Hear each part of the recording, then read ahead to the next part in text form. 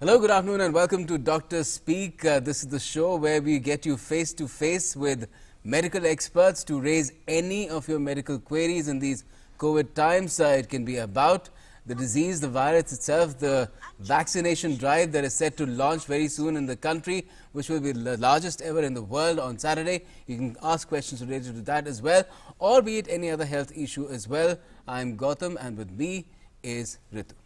शुक्रिया गौतम। जिस तरह से गौतम ने बताया है कि कल से एक तरह से देश के इतिहास में एक बड़ा दिन रहेगा। माफ करिएगा, कल से नहीं, परसों से 16 तारीख से जब इस टीकाकरण की कोविड के खिलाफ एक तरह से एक जंग में एक दूसरे चरण की तरफ भारत अपना कदम रखेगा।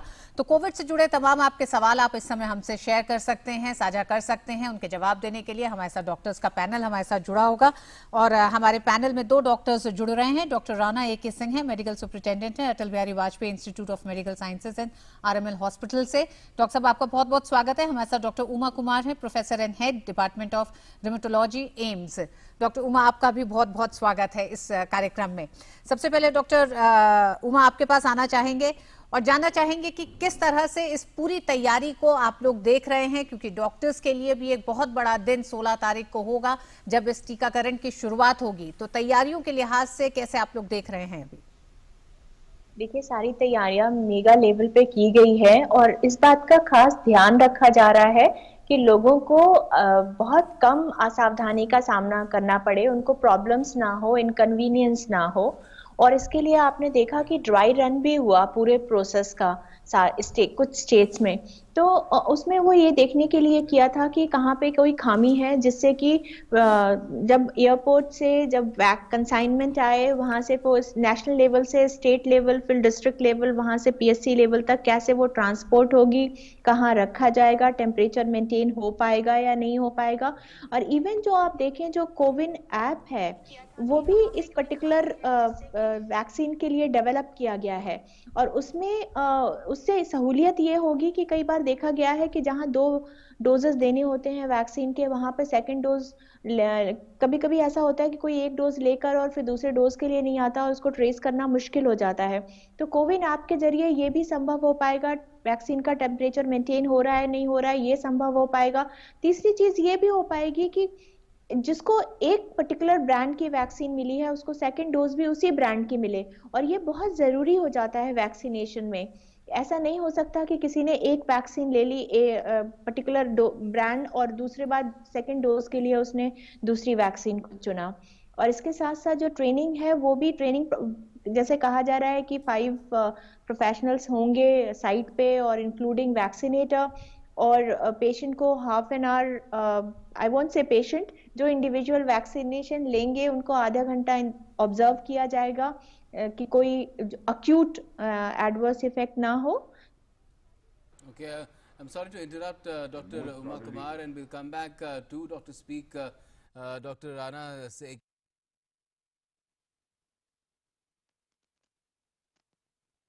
Defense Minister Rajnath Singh is present and speaking at the moment at a function.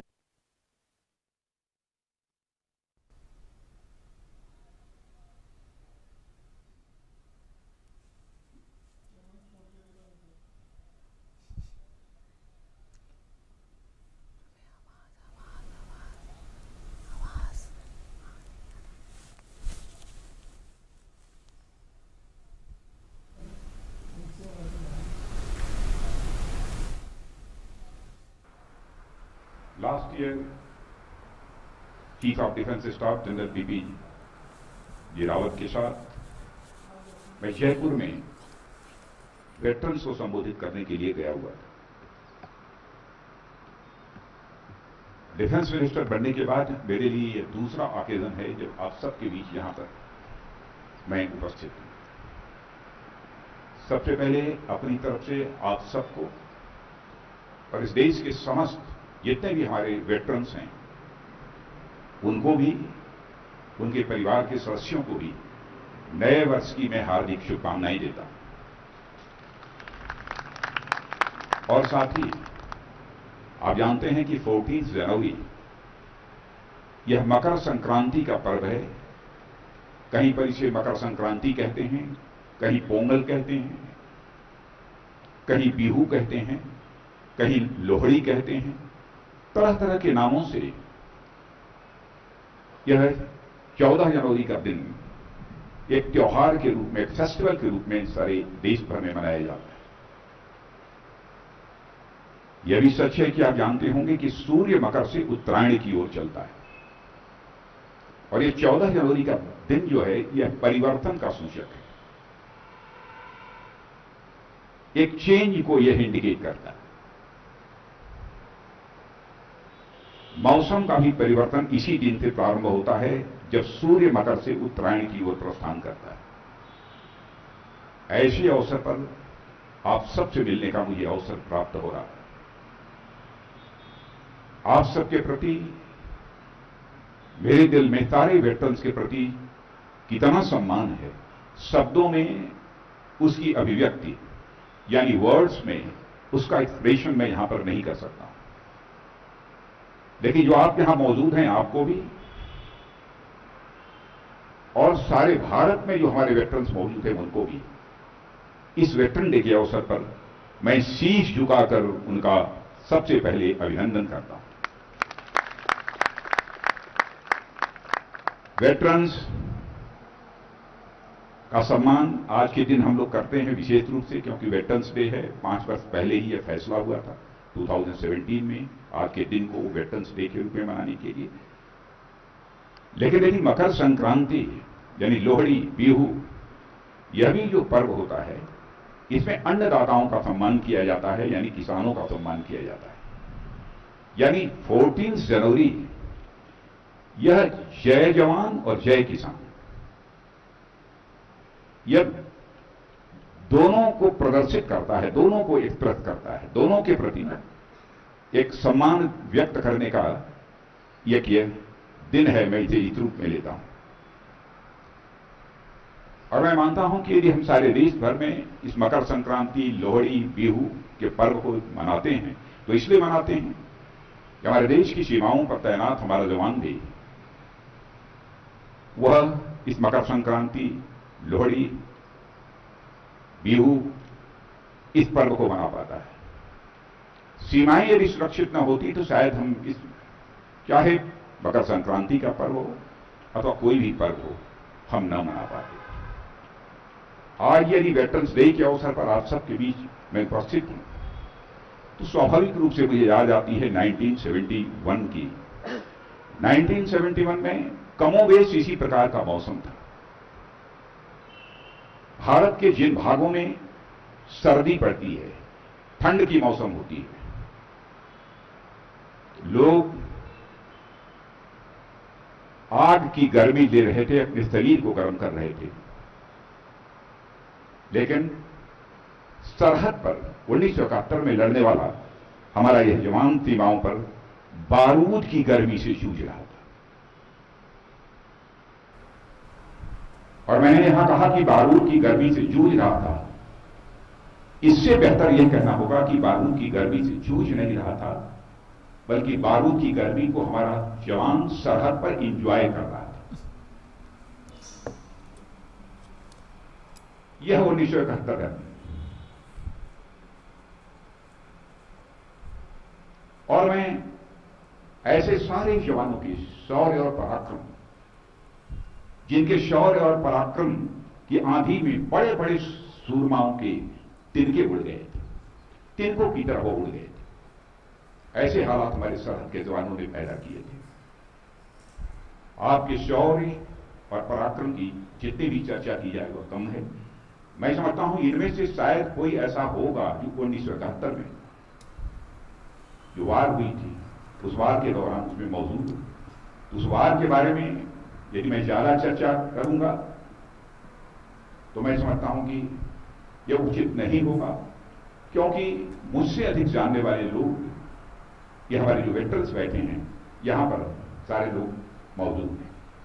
अब 1971 में 15 दिन के अंदर ही हम लोगों ने अपना नेशनल फ्लैग पूरे आन बान शान के साथ सीमा पर फहराने में जो है कामयाबी हासिल की थी। 15 दिन के अंदर ही। इस दिन को भारत कभी भूल नहीं करता है। All right, so you heard the Raksha Mantri, our Defence Minister, there. Rajnath Singh talking about Veterans Day, how it's a day to honor all the veterans who have made huge sacrifices for the country, and he was recalling what happened in 1971 as well. And he was saying that on a festive day like this, which is being celebrated, it's associated with the harvest activity that concludes, and it's a greatly celebrated day among the farming community as well. So he said it's a day that's dedicated to soldiers as much as farmers as well. And he said nobody would be able to celebrate festivals such as these had it not been for our armed forces back in 1971. So he was saluting our armed forces on the occasion of Veterans Day as well. Let's now return to Dr. Speak. We have two of our experts with us, Dr. Rana A.K. Singh, Medical Superintendent, Atal Bihari Vajpayee Institute of Medical Sciences and RMN Hospital, and Dr. Uma Kumar, Professor and Head Department of Rheumatology, All India Institute of Medical Sciences, is also with us. Dr.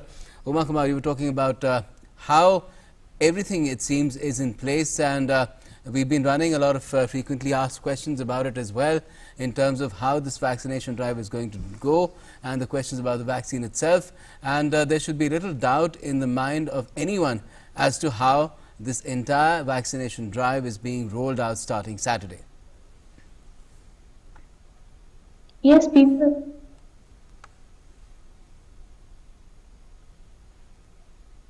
Go ahead, we can hear you. Look, you have lots of doubts are there in its mind. And rightly so, because we are facing the pandemic for the first time, and this vaccination drive also has come up so early, while pandemic is on. So, but I would like to tell people that please go ahead with the vaccination for yourself and for your relatives, because there are lots of rumors going around, and you must understand that one expert committee sat for many hours and then reviewed the data of various vaccines, and then only go ahead has been given for vaccination. And life of our citizens is very, very important. So they are valued. So they should not have any misconception in their mind that they'll have lots of adverse events, or they can have fatal complications resulting from the vaccination. So whatever data we have on lakhs of patients, the vaccines are relatively safe, and we expect only minor side effects post vaccination in a few people, because even if people get vaccination for tetanus, some develop pain at the site of vaccination, some develop fever for a day, or some myalgia or arthralgia, that means joint pains and muscle pains, for a few hours or days. But that's not something to be worried about. That gets better over time. But yes, long-term complications are to be monitored. We do not have long-term data post-vaccination. Another thing is, one has to remember that even post-COVID syndrome is known to happen. Lots of neuropsychiatric problems are occurring in people who have developed COVID in the past. Lung fibrosis has been reported, and that's not something very infrequent. Lots of people are having reinfection is known. Neurological complications too. This corona infection is known. So if you weigh the benefits and the risk of vaccination, obviously the fulcrum is going to tilt towards benefits. Naturally. So one must go ahead with vaccination. And Dr. Singh, in terms of the kind of questions that are still in people's minds about how effective is the vaccine, how safe is it, will there be side effects, these are natural, at the start of this vaccination drive. And do you think that most of the answers will emerge within the course of the next couple of days once vaccination starts? I want to take it from where Dr. Uma, stopped on the same topic. I want to go back in the history. Let us think about a disease which was called smallpox. I mean, fortunately, me and you both have not seen a patient of smallpox, but we have seen smallpox survivors, where you can see the whole body of the survivors are riddled with, pock marks. Yes. Now, the second disease, the poliomyelitis, we have seen the sufferers of poliomyelitis. When when you have come across these sufferers, I have myself seen them that instead of being very sympathetic towards these people who develop disabilities following poliomyelitis, many a times, unfortunately, they become, they are subjected to ridicule with their own peer group, with their own friends, with their own neighbors. Now, why am I talking about these two diseases? One was the deadly disease, smallpox. I mean, literally, it used to wipe out village after village, the town after town. And the poliomyelitis isn't as fatal as the smallpox, but the suffering is too much. Now, let us look at these two diseases. Smallpox has become history now. The smallpox virus is restricted to few vials in few research viral laboratories in some parts of the world. So that disease has become history. And how that deadly disease has become history is because of the vaccination. Correct. Now the poliomyelitis, same thing. Poliomyelitis has become history. We still have, few, people who were afflicted by poliomyelitis at some point of time. You can still come across them, but active disease, it has become history. What was the strength? How did it become the history? Simply because of the vaccine. Right. So these two catastrophic diseases have become the part or become the are in the archives of the disease. They have become history just on the strength of the vaccination. Yes. Why am I taking my viewers to the history just to tell them how important it is the vaccination for a disease which is as deadly as coronavirus. The coronavirus, it literally attacked whole world simultaneously. And when we were looking at the visuals on television from, say, America and the other parts of the European countries. Yes, certainly. There are about 50 countries in the world who have started their other vaccination drives, and India will be joining them on Saturday, from Saturday onwards. We have a caller from Mathura joining us on the phone line.